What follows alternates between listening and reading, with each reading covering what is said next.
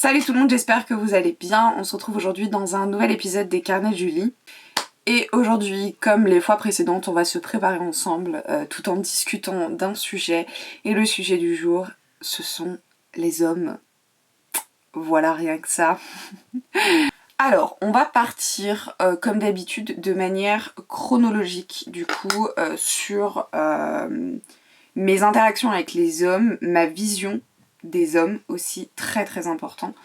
Je tiens juste à préciser que déjà il y a du bruit dehors, voilà, je n'y peux rien. Mais au-delà de ça, ce que je vais vous dire ici, c'est mon expérience et ce qui en a résulté, et donc ma vision en fait des hommes de par mes expériences. Alors, ça ne veut pas dire que tous les hommes sont pareils, ça ne veut pas dire que ce que je pense à l'heure actuelle est gravé dans le marbre. Ça ne veut rien dire de tout ça, si ce n'est que j'ai vécu les choses que je vais vous dépeindre derrière. Donc, pour toutes les personnes qui s'amuseraient à dire « not all men » ou ce genre de truc, dégagez. De toute façon, je vais vous bloquer, la question ne se posera pas. Et bien évidemment, ma première expérience avec les hommes, c'était avec mon père et mon frère. Quand j'ai grandi, vraiment, mon père, je le voyais comme une personne, vous savez, l'homme fort, l'homme qui ne montre pas ses sentiments. Et en fait, tristement, je me suis retrouvée, donc en fait, je viens d'une famille hétéronormée, où clairement on enchaînait un peu les clichés. C'est-à-dire que c'était mon père qui gagnait plus d'argent, ma mère qui s'occupait beaucoup plus de nous à la maison que mon père, ma mère qui cuisinait par exemple, mon père qui avait plus tendance à s'amuser, à sortir avec ses potes, là où ma mère avait plus tendance à s'occuper de nous, nous emmener au parc, ce genre de trucs. Du coup forcément j'ai grandi en me disant que effectivement c'était normal, grosso modo. Du coup, il en a forcément résulté que, par exemple, donc dans ma vision de l'amour, et je vous en avais parlé, c'était un peu comme ça que fonctionnait le couple. C'était voilà quoi, moi je reste à la maison et mon partenaire, eh bien, finit par aller travailler, etc., etc. C'est quelque chose qui a fini par changer au fil du temps, et ça je vous en avais parlé dans l'épisode sur l'amour. Mais c'est vrai que ça a pas mal influencé ma vision de l'homme et en fait comment la société voulait que l'homme soit dépeint, et du coup par extension comment la femme devait être en fait. Et ça, il y aura un épisode qui sera consacré aussi également à ma vision de la femme dans la société, etc. Et qui fera un peu aussi écho à mon épisode sur le féminin sacré que j'avais fait il y a plusieurs années, une vidéo sur le féminin sacré que j'avais fait il y a plusieurs années. Donc voilà, ce sera un peu la suite si on peut dire. Du coup, la deuxième influence également de ma vie au début, c'était donc évidemment mon frère, petit frère. Et alors là, c'était assez particulier parce que mon frère n'était pas du tout mis sur le même pied d'égalité que ma sœur et moi. Même si mes parents ne l'avoueront jamais, ma mère surtout. Mon frère était vachement couvé et protégé par ma mère pour diverses raisons qui ne sont pas propres à son genre. Ça par contre, malgré tout, malgré la dynamique du couple et de la famille que j'avais quand j'étais petite, ma mère n'a jamais considéré qu'elle devait dépendre d'un homme, et de surcroît que en fait ces enfants devaient être traités différemment de leur genre. C'est-à-dire que dans d'autres circonstances, mon frère aurait appris à faire les tâches ménagères de la même manière que ma sœur et moi. Mais il y a certains événements qui ont fait que ma mère a beaucoup couvé mon frère et que du coup mon petit frère s'est en gros retrouvé un peu privilégié de certaines choses. Et après, c'est des trucs un peu qui me sont arrivés, mais je pense que ma mère, pour le coup, ne voyait pas mal, dans le sens où je pense que c'est effectivement un peu comme ça qu'elle a été éduquée. Et de cette manière, sans s'en rendre compte, elle reportait un peu la chose sur nous, et notamment au niveau de l'éducation qu'elle nous donnait. Par exemple, typiquement, un cas de figure qu'on retrouve très souvent dans beaucoup de familles, sur les différences d'éducation par le genre, sur les différences d'éducation par le genre, c'est que, en fait, par exemple, la fille ne va pas être autorisée à sortir aussi tard que le fils, par exemple, ou même sortir parfois tout court. Et ça, pour le coup, ma mère, elle nous a jamais éduqués de cette manière, mais par contre, typiquement, on allait avoir des réflexions sur notre apparence, là où mon frère, pas nécessairement, sur la manière dont on s'habillait, là où mon frère, pas nécessairement. Et ça, je vous en avais parlé dans l'épisode sur le corps.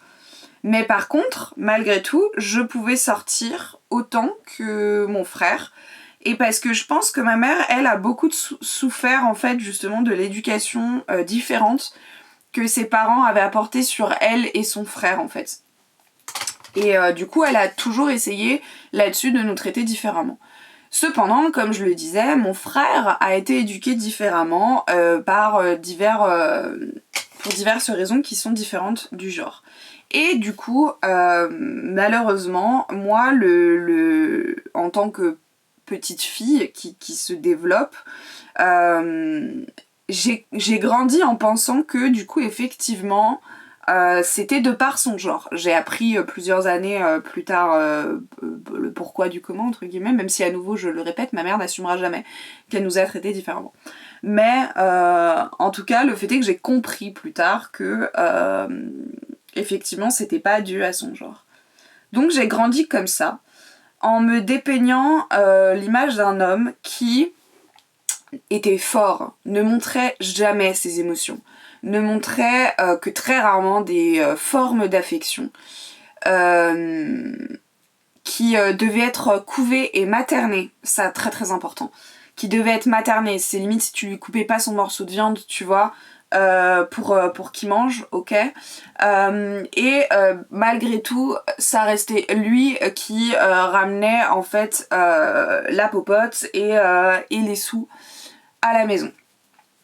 Donc j'ai commencé à évoluer dans la société et dans ce monde avec cette vision-là, ce qui fait que j'ai toujours eu un rapport avec les garçons très particulier où justement, automatiquement de moi-même, je maternais vraiment de manière très automatique, je maternais le genre opposé en fait. Et ça a toujours été comme ça, d'aussi loin que je me souvienne. Et puis ensuite j'ai rencontré du coup mon ex-copain qui a été ma plus longue relation. Voilà. Et ça a continué. Alors, avant de vous parler de mon ex-copain, je vais revenir sur un événement qui s'est passé dans ma vie quand j'avais 15 ans, à peu près. Non, si 15 ans, je ne sais plus trop. J'étais jeune, c'est tout ce que je retiens. Je vous en ai déjà parlé à plusieurs reprises, notamment dans l'épisode sur le deuil, mais j'ai perdu ma meilleure amie quand j'avais 14 ans, ok. Je l'ai perdue de manière brutale puisqu'elle est décédée après s'être fait renverser par une voiture et j'ai assisté à la scène. On reviendra pas sur le sujet, si jamais cette histoire vous intéresse entre guillemets, même si je trouve ça un peu glauque de sortir ça comme ça. J'en ai parlé dans l'épisode sur le deuil, ok. Bref, le fait est que du coup j'ai perdu ma meilleure amie et elle sortait avec un garçon. Ce garçon, je l'appréciais pas du tout. Déjà parce que de manière un peu sous-jacente, j'avais déjà des sentiments pour elle, mais en fait je ne l'admettais pas. Ce qui fait qu'en fait, l'une des raisons qui fait que je n'apprécie pas ce garçon, c'était parce que j'étais jalouse. Mais il n'y avait pas que ça. Ce garçon était on ne peut plus toxique. Outre le fait que, en fait, il avait des comportements toxiques, il touchait à la drogue, etc. Outre cet aspect-là, il avait une manière, en fait, de la traiter qui ne me plaisait pas du tout. Alors, il n'a jamais été violent avec elle. Il a jamais... il a jamais dépassé les bornes, mais en fait c'était souvent, justement, on retrouvait ce cas de figure du l'homme qui est le genre supérieur en fait, et donc qui a un ascendant sur la femme. Et ça on le retrouvait clairement dans leur relation, c'est-à-dire que il était très très autoritaire avec elle, il était... j'allais dire son père de substitution, sauf que bon bah pour le coup Ludivine, donc ma meilleure amie, avait un papa, donc elle avait pas de raison d'avoir un père de substitution pour le coup, mais le pourquoi du comment elle a été attirée par lui, je pense que pour le coup on est vraiment sur l'image du bad boy en fait par excellence, et on y reviendra après. Et en fait, malgré tout, leur relation donc était on ne peut plus toxique. Je n'appréciais pas du tout la manière dont il la traitait. Il lui parlait pas forcément mal, mais c'était tout en... C'était plus ou moins de la violence psychologique, si on peut dire. Bref. Et donc, à nouveau, là, je me retrouve face à un homme qui exprimait très très peu ses émotions et qui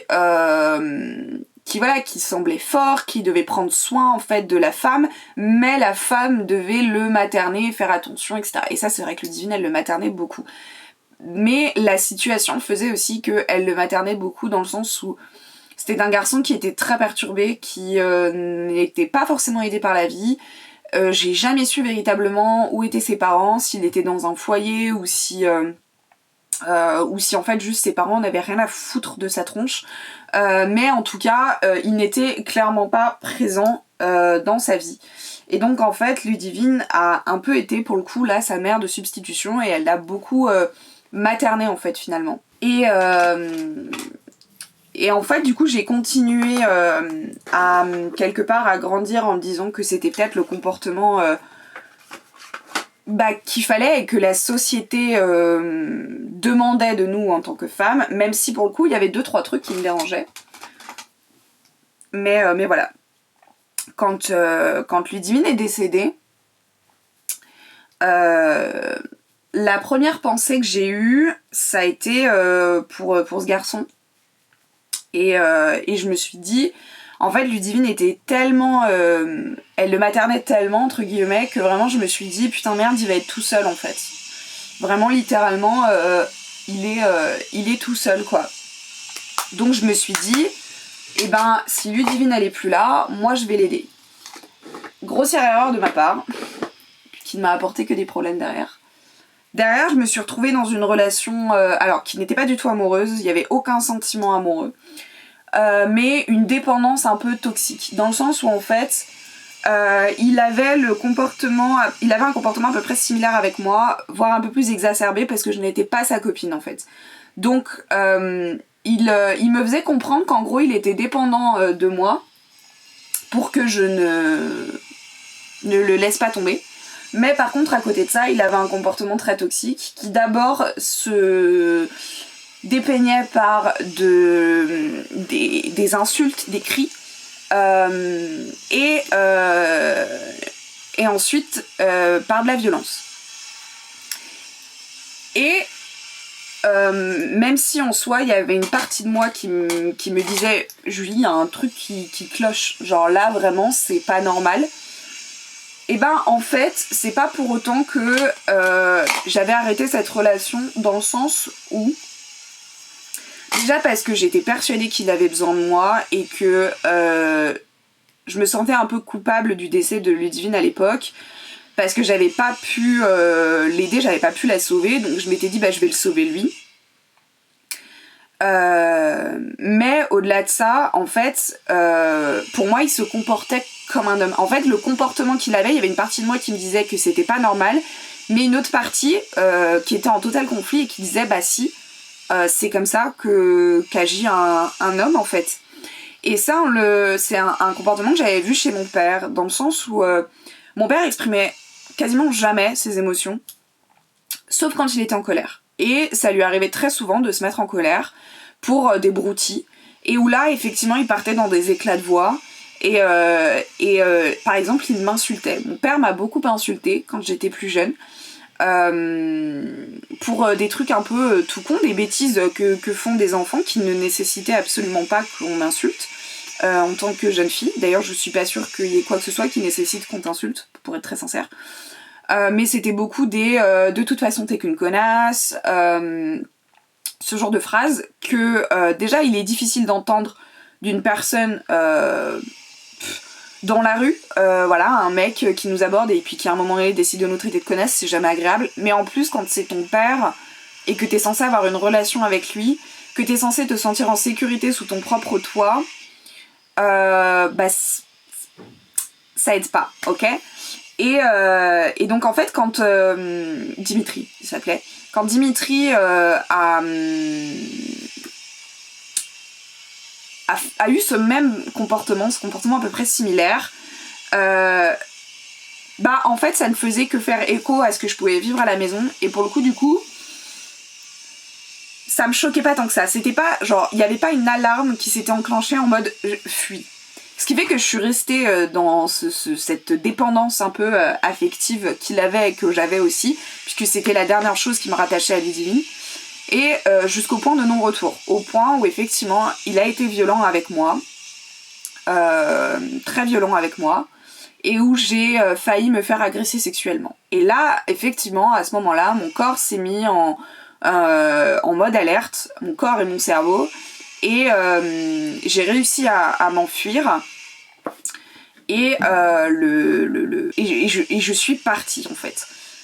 Sauf qu'automatiquement, comme j'étais, ça faisait des mois quand même, voire peut-être au moins un an, que effectivement on était arrivé dans ce schéma très répétitif où avant qu'il passe à l'acte de la violence, c'était des insultes, c'était des cris, et ensuite il revenait comme le font beaucoup de manipulateurs. Ah, je suis désolée, vraiment désolée, j'aurais pas dû, tu mérites pas, tu m'aides, bref, il t'encense pour te faire comprendre que vraiment la personne est désolée et que ça se reproduira plus jamais, et du coup tu restes dans cette relation abusive, etc. etc. Et sauf que comme on avait fait ce schéma et qu'il y avait une habitude et qu'il y avait une dépendance qui s'était créée, après cette agression, quelques jours après, vraiment quand le choc était passé, je me suis dit merde, ça fait plusieurs jours que je n'ai pas vérifié s'il allait bien, je suis sûre qu'il lui est arrivé quelque chose de grave, il faut que je prenne soin de lui en fait.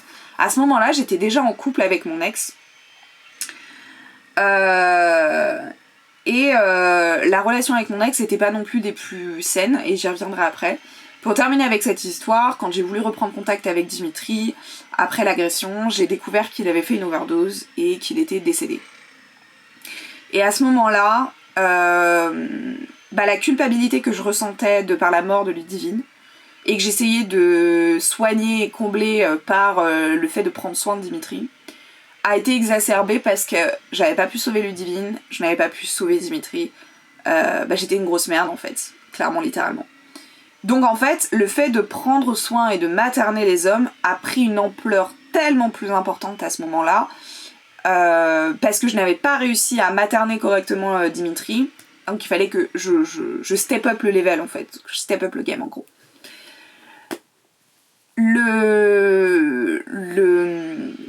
Pour arriver du coup à ma relation avec mon ex, la manière dont elle a débuté était un officiel red flag. Mais en fait, à ce moment-là, j'étais tellement dans une optique de « il faut qu'on m'aime » que en fait, je me suis mis des œillères et j'ai foncé dans cette relation. C'est-à-dire que ce garçon me plaisait beaucoup. Moi, j'enchaînais les relations qui n'amenaient rien. Parce que les garçons n'étaient pas prêts à s'engager. Et surtout parce que les hommes n'en voulaient que pour mon cul en fait. Enfin les hommes, c'était pas des hommes. Les garçons n'en voulaient que pour mon cul en fait à ce moment-là. Et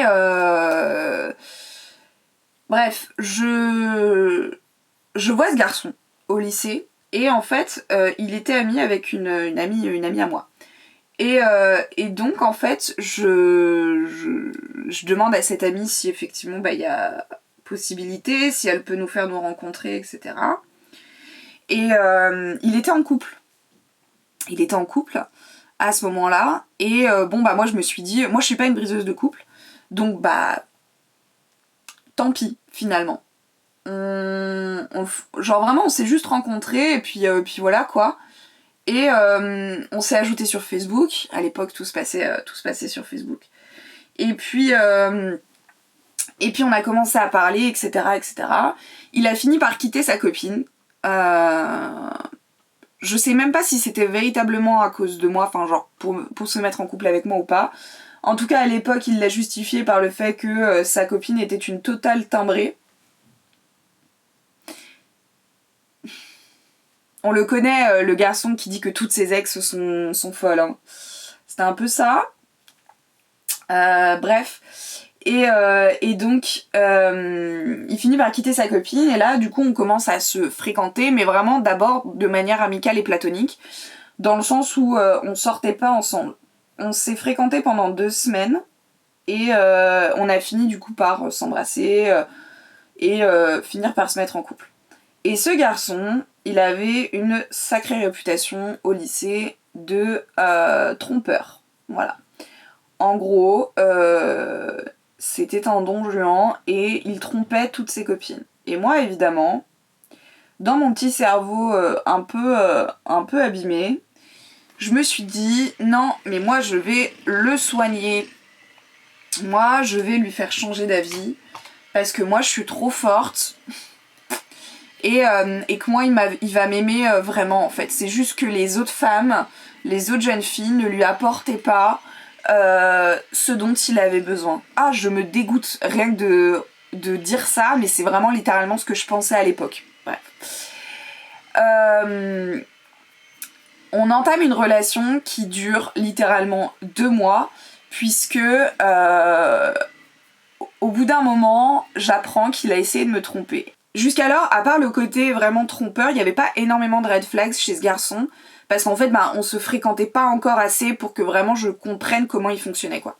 En gros, il se passe un truc, lors d'une sortie scolaire au cinéma, il se passe un truc qui aurait dû me mettre la puce à l'oreille sur les problèmes que j'allais avoir avec ce garçon, et en gros, ça lui coûte sa place dans le voyage scolaire en Angleterre. Donc moi et l'une de mes meilleures potes de l'époque, Clémentine, on saute sur l'occasion et on veut absolument ses places pour le voyage en Angleterre. On finit par les avoir et on part en fait avec les gens de sa classe. Quand je reviens, en fait à l'époque c'était très mignon mais bref. Il me dit que en gros quand je reviens il veut absolument être là quand j'arrive à Lyon au lycée à la sortie du bus. Donc moi je suis un peu intimidée parce que mes parents sont censés venir me récupérer parce que je rappelle quand même que j'ai genre 17 ans je crois à cette époque-là, 16 ans. Donc en fait, clairement au niveau de la responsabilité pour le lycée, mes parents étaient obligés de venir me récupérer. Et donc en fait c'est ma mère je crois, oui c'est ma mère, qui vient me récupérer au lycée. Et donc en fait elle rencontre donc mon ex pour la première fois, nani nana. Et en fait, il essaye de m'embrasser devant ma mère, ce à quoi c'est un mouvement de recul, parce que je suis là en mode, attends, on en est où en fait, toi et moi? Bref, à ce moment-là, on décide d'aller manger un morceau, il me dit que du coup il veut sortir avec moi, etc. Et qu'il veut qu'on soit un couple. Voilà. Je vous la fais courte, mais en gros, on finit donc par entamer une relation et par sortir ensemble, ok? Et là, la relation dure quand même, techniquement, 2 ans et demi, mais qui a été entrecoupé par un nombre de ruptures innombrables, parce que notre relation était vraiment très très très toxique. Autant lui que moi, on était très très toxique à l'époque. C'est-à-dire que moi j'avais tellement peu confiance en moi que en fait je me sentais obligée de le fliquer. Et en fait, je n'avais pas confiance en lui non plus. On rappelle quand même qu'il avait essayé de me tromper plusieurs mois auparavant, ce qui fait qu'effectivement, je n'avais pas confiance en lui. Et je justifiais ça en mode, bien sûr que si, j'ai confiance en toi, mais j'ai pas confiance en les autres femmes. What? Et donc en fait, je me forçais à aller à toutes les soirées alors que je détestais sortir en soirée à l'époque. Ce qui fait que forcément je passais un mauvais moment, et en fait comme du coup je le répercutais sur lui, bah en fait il passait un mauvais moment aussi. Bref, c'était un engrenage dégueulasse. Ça a duré quand même un bon moment, hein. Et le fait du coup d'entamer cette relation, j'ai rencontré ses parents, et du coup j'ai pu voir un peu comment ils vivaient. Et là aussi ça aurait dû être un énorme red flag à ce moment-là. C'est-à-dire qu'on était sur une famille pareille hétéronormée où à nouveau c'était la femme qui faisait la cuisine, le ménage, les lessive, et l'homme faisait quasiment rien si ce n'est rapporter le plus d'argent à la maison. Et de la même manière, par exemple, les enfants ne faisaient pas les tâches ménagères. Ça aurait dû être vraiment un non catégorique à ce moment-là. Mais j'étais jeune et bête. Donc voilà. Et surtout en fait, comme je le disais, il y avait, comme je le disais dans l'épisode sur le corps, il y avait des réflexions qui me faisaient, qui étaient vraiment limite. À base de non mais de toute façon si ça tenait qu'à moi je te ferais porter une burqa, etc. Parce que en gros il voulait pas qu'on regarde mon corps, etc. Et moi j'étais flattée, moi je prenais ça vraiment pour un compliment, en me disant il est gentil, etc., trop mignon. Non. En fait, finalement, petit à petit, il était en train d'assouvir une certaine domination sur moi, et moi je le laissais faire. Et c'était pareil, c'est-à-dire que vraiment on était sur un garçon qui montrait quasiment jamais ses émotions, qui ne communiquait jamais sur ce qu'il ressentait, et sauf à un moment donné où en fait effectivement il emmagasinait et il explosait. Et sauf qu'en fait, ça devenait insupportable. Parce que, du coup, moi je ne savais jamais ce qu'il pensait. Et derrière, en fait, une fois que c'était too much pour lui, en fait, il me foutait tout sur la gueule. Et moi j'avais pas le choix que d'encaisser, en fait. Donc c'était infernal. Clairement, que les choses soient claires, c'était infernal. Bref, cette relation a été très chaotique, elle a duré 2 ans et demi avant qu'on finisse par se séparer définitivement, brutalement. À nouveau, j'étais vraiment à nouveau, je reproduisais le même schéma un peu de codépendance que j'avais avec Dimitri. Et j'étais persuadée que je ne pouvais pas vivre sans ce garçon, parce qu'il m'avait fait comprendre que j'étais tellement incroyable, et j'étais persuadée que du coup, en fait, aucun garçon ne m'aimerait comme il m'aimait, et donc en fait, j'ai absolument voulu reprendre cette relation. Et en fait, c'est lui qui a mis un stop et qui m'a dit, mais non, en fait, stop, à un moment donné, ça suffit, t'es pas heureuse, je suis pas heureux, on va arrêter là, en fait. Ça sert à rien d'aller plus loin, voilà quoi. On a été séparés pendant 1 an et demi. Il s'est mis en couple, et à ce moment-là, peu de temps après, j'ai appris que la personne avec laquelle il s'était mis en couple, il m'avait trompé avec elle. Once a cheater, always a cheater. Bref, et j'ai rencontré un garçon à la fac, puisque à ce moment-là, j'étais à la fac. Donc notre relation a quand même duré avec ce garçon du lycée pendant quasiment 2 ans, oui, de ça, 2 ans et demi, donc de ma première jusqu'à mon entrée à la fac. Et à la fac, donc je rencontre ce garçon, et en fait j'étais un total mess à la fac, mais ça je vous en ai parlé dans l'épisode sur la santé mentale. Je faisais vraiment genre connerie sur connerie. Et l'une de ces conneries, ça a été de rencontrer ce garçon et de me mettre en danger. En soi, les débuts sont vraiment hyper appréciables, mais il y a beaucoup de red flags avec ce garçon. Il y a des mensonges, il y a de la violence. C'est-à-dire qu'en fait, il y a beaucoup de manipulation aussi, parce que c'était vraiment... En fait, il voulait absolument qu'on soit dans une relation libre pour pouvoir se taper toutes les personnes qu'il voulait. En gros il faisait vraiment passer ça en mode je suis la méchante qui l'autorise pas en gros à être pleinement heureux, etc. Et à nouveau on se reproduit le même schéma où j'essaye de... Alors à ce moment-là je me rends compte quand même que le fait d'avoir materné mon ex c'était pas une bonne chose. Donc je materne un peu moins quand même ce garçon. Mais je veux absolument être aimée en fait. Et à nouveau le comportement de mensonge, le comportement de manipulation, le comportement d'homme qui ne montre pas ses sentiments, qui ne pleure quasiment jamais, sauf quand il s'énerve et qu'il casse des vitres, c'est normal. C'est l'homme en fait. J'ai reproduit constamment quasiment les mêmes schémas en fait. Et évidemment on était sur des comportements similaires à la maison avec mon père, etc. Ce qui n'aidait pas du tout le concept, vous le comprenez bien. À un moment donné, je finis par me séparer de ce garçon parce que c'était too much. Il a failli lever la main sur moi et là du coup c'était niette au vu de ce que j'avais vécu précédemment avec Dimitri. Et je reprends contact avec mon ex du lycée. Ouais, la nana n'apprend pas de ses erreurs. Et on se remet à se parler, il me raconte ses problèmes de couple et moi à ce moment-là j'étais vraiment très sincèrement par contre dans une optique de rester célibataire. Et donc effectivement je l'aide mais sans arrière-pensée, sans me dire que si je l'aide il reviendra vers moi, etc. Il finit par se séparer de cette nana et nous on finit par se refréquenter à la base sans relation amoureuse, vraiment juste en mode amant quoi, si vous voyez ce que je veux dire. Bref. Sauf que maintenant je le sais, je me connais, mais moi je suis pas du genre à avoir des relations sexuelles sans sentiments, etc. Ce qui fait que effectivement je commençais à m'attacher et on en a longuement discuté et on a décidé de se remettre en couple.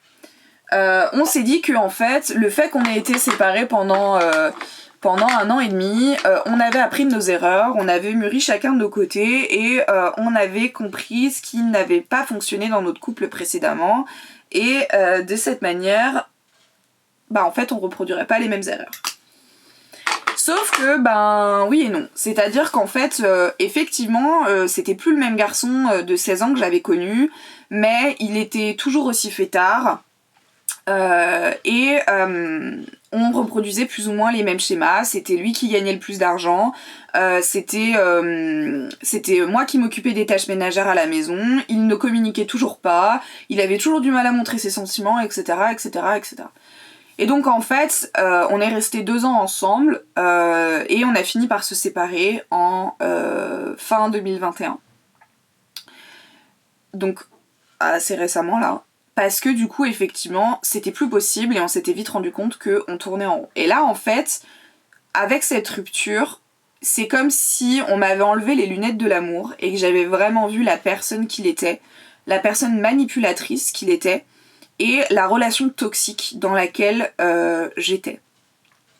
Et sauf qu'en fait, à la fin, quand du coup j'ai enlevé mes lunettes de l'amour et que je me suis séparée de ce garçon, j'ai fait un bilan de tous les hommes que j'avais rencontrés dans ma vie et je me suis dit, en fait si je devais généraliser, les hommes sont violents, les hommes sont incapables de communiquer, incapables de ressentir des émotions et se sentent automatiquement toujours supérieurs à toi. Et donc en fait c'était pas possible. Et d'autant plus, il y a un truc que j'ai oublié de vous raconter, qui est assez important. Ma maman a refait sa vie à plusieurs reprises. Son premier petit copain avait une tendance à s'énerver très vite. Il ne s'énervait jamais véritablement sur nous, mais par contre, ça lui arrivait de jeter des objets. Et je me rappelle d'une fois où il avait fait un truc, je crois que c'était genre... je me souviens plus exactement, mais je crois que c'était genre il avait réparé mon vélo ou je sais pas quoi. Et moi, ingrate comme j'étais, en fait je lui dis c'est gentil mais en fait je t'ai rien demandé. Voilà. Et en fait, du coup, il s'est énervé et il a balancé le vélo dans le jardin et le vélo s'est pété. Bref, on était sur une très mauvaise gestion de la colère, comme vous pouvez le constater. Ensuite, à nouveau, ma maman a refait sa vie et elle est sortie avec un homme qui buvait beaucoup d'alcool. Et qui, pareil, avait une très très mauvaise gestion de la colère. Un jour, l'anniversaire de ma maman, avec mon frère et ma soeur, on décide d'aller la voir. Et moi, j'ai jamais pu me blairer cet homme. Et en fait, avec ma mère, on a toujours eu une relation très conflictuelle. Et en fait, on se dispute beaucoup. Et à un moment donné, cet homme me dit non mais toi, de toute façon, tu me saoules, tu cries tout le temps, nani nana. Et je commence à lui répondre en lui disant mais en fait, t'es personne pour me dire comment je dois parler à ma mère, que les choses soient claires. Et de là, en fait, on se dispute. Il renverse sans faire exprès son verre sur mon téléphone, que je venais tout juste de payer et que j'avais cravaché pour payer. Donc en fait, évidemment, je m'énerve. Et je vais dans la cuisine pour essuyer mon téléphone. Il me suit tout en m'engueulant et m'en traitant de tous les noms d'oiseaux. Et là, il menace de me frapper. Et moi, je suis un peu conne et je lui dis bah vas-y, qu'est-ce que t'attends ? Persuadée qu'il le ferait pas. Et il me gifle. À ce moment-là, je suis sonnée. Et c'est la deuxième fois qu'un homme lève la main sur moi. Et j'ai une peur bleue, du coup, qui se naît dans mon ventre.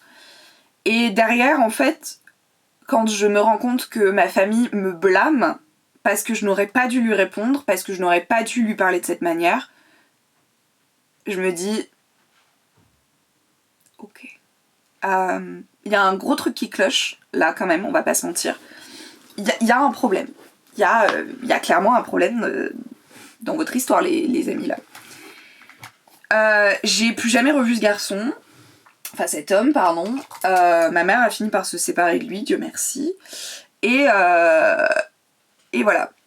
Mais quand on s'est... Et donc, en fait, j'ai commencé à naître une peur des hommes. Ce qui est un peu paradoxal, parce que j'ai toujours été en couple avec des hommes. Et... par exemple, quand je me suis séparée de mon ex en fin 2021, on s'est violemment disputé et c'est ce qui a provoqué notre séparation derrière. C'est qu'en fait, il a totalement minimisé et diminué ce que je pouvais ressentir parce qu'on venait tout juste de sortir d'une lourde conversation avec certains membres de ma famille bref. Et en gros, il a totalement minimisé et diminué ce que je ressentais à base de... Ouais, enfin, t'es triste, mais il y a des gens qui meurent dans la vie, quoi.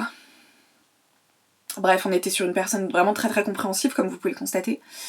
Et à ce moment-là, on se dispute en fait, mais on se dispute très violemment. Et en fait, il me hurle dessus. Et la peur que j'ai ressentie à ce moment-là, quand l'ex-copain de ma mère a levé la main sur moi, elle est revenue. Et j'ai eu peur, du coup, de mon copain, parce qu'à l'époque, c'était mon copain. J'ai dormi dans la chambre, il a dormi sur le canapé, et je me suis enfermée à clé. Tellement j'avais peur. Et quand on s'est séparés, on a beaucoup rediscuté un petit peu de notre relation des mois après pour vraiment essayer de manière très sincère et honnête, faire un bilan. Et en fait, il a eu des discours où je me suis vraiment rendu compte de la toxicité de ce garçon. Et à ce moment-là, je me suis dit, mais comment j'ai pu accepter ça pendant des années ? Comment je l'ai fait, en fait ? Et quand du coup je me suis séparée de ce garçon, moi je m'étais vraiment dit, les hommes c'est fini. J'ai peur des hommes de toute façon. Et puis de toute façon, j'ai pas envie de me mettre dans une relation avec un homme pour que, à nouveau, encore une fois, la personne manque de communication, qu'elle ne montre pas ses sentiments, ouais, en fait, tout ce que j'avais vécu, quoi, finalement. J'avais pas du tout envie de reproduire le même schéma. Et j'ai rencontré mon copain, qui s'était pas prévu. Et en fait, à la base, je m'étais vraiment juste dit... on se fréquente, et puis si jamais, effectivement, ça accroche, si ça accroche pas, ça accroche pas. Et avec mon copain, j'ai vraiment compris du coup que tous les hommes n'étaient pas pareils, que c'était pas normal justement. Un homme qui ne montrait pas ses émotions, qui ne les exprimait pas, que tout ce que j'avais vécu c'était pas normal. Que c'était pas parce que c'était ce que la société voulait, c'est juste que effectivement la société nous a tellement lavé le cerveau que derrière on a élevé des hommes, enfin des garçons qui sont devenus des hommes qui sont ultra méga toxiques. Et par exemple, c'est l'une des raisons qui a fait que j'ai coupé les ponts avec mon père. C'est qu'en fait, je me suis vite rendu compte qu'il ne changerait pas parce qu'il a été élevé de cette manière et que surtout il est têtu. Et que en fait, pour lui, son comportement n'est pas du tout à blâmer. Et donc du coup, j'ai effectivement compris que tout ça, c'était pas normal. Et donc en fait, ça me permet de retravailler effectivement, enfin de travailler tout court sur ma peur des hommes, en comprenant qu'en fait, tout simplement, tout le monde n'est pas comme ça, tous les hommes ne sont pas comme ça. Et que ce genre de comportement d'homme toxique, bah c'est toxique, en fait, et que c'est pas bien. Enfin bref, voilà un petit peu l'expérience que j'ai pu avoir avec les hommes. Et c'est vrai que quand on regarde, si je devais dépeindre le schéma des hommes, enfin vraiment la description des hommes, c'est des hommes violents, très peu communicatifs, très peu compréhensifs, qui se sentent supérieurs. Et je pense que c'est un schéma que j'ai reproduit inconsciemment, en fait, automatiquement, de revenir vers le même type d'homme. Et le fait d'avoir brisé ce cercle, ce cycle vicieux, bah ça fait du bien, déjà, on va pas se mentir. Et effectivement, au-delà de ça, bah en fait, ça nous permet de comprendre que bah, tout ça, c'est pas normal. Et qu'en fait, il faut être avec non seulement des hommes éduqués, c'est quand même déjà mieux, mais des hommes qui continuent à s'éduquer sur leur comportement, sur leur vision en fait de la femme, leur vision du couple, leur vision de tout ça. Et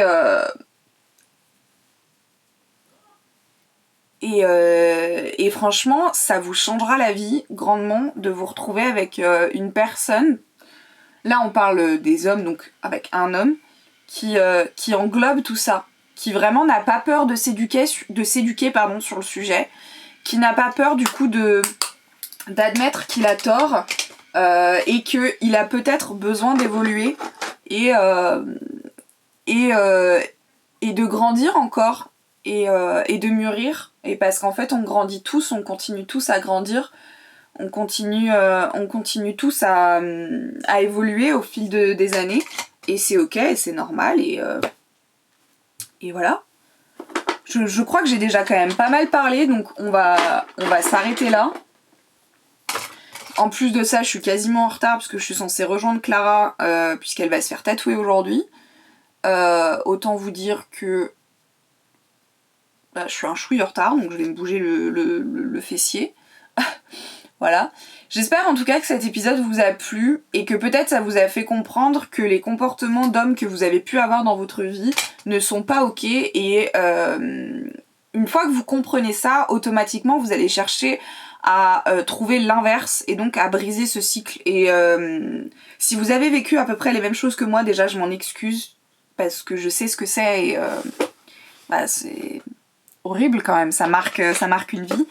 Donc je m'excuse pour vous et j'espère que vous arriverez à trouver du coup le schéma qui vous convient, à trouver la personne qui vous convient et qui vous et qui saura vous écouter, ne pas vous faire souffrir et voilà.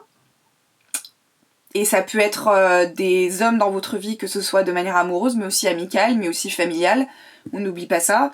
Si vous vous retrouvez avec des hommes toxiques dans votre famille, coupez ces liens avec ces personnes-là, parce que sinon vous n'arriverez jamais à avancer et vous n'arriverez jamais à guérir de tout ça. Donc voilà. Bref. Sur ce, je vous fais plein de bisous. Je vous dis à bientôt dans une nouvelle vidéo. Prenez soin de vous, c'est très très important. Et merci d'avoir regardé jusqu'au bout.